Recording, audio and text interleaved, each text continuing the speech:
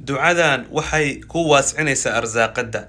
gurigaadana guri barwaaqay ka dhigaysaa ilaahayna subxaanahu watacaala dembigaada ku hoobinaya nebigana ku ducaysan jiray calayhi salaatu wasalaam ma taqaanaa walaalkay xilliga uu nebiga ku ducaysan jiray calayhi salaatu wasalaam ducadan xabiibku wuxuu oran jiray allahumma ighfir lii dambii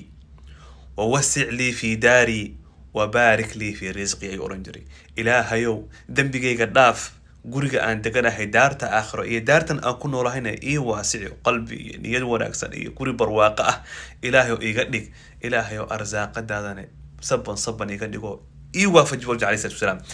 ducadan ayada nabi wuxuu ducaysan jiray markuu weysaysto kadib بعد الوضوء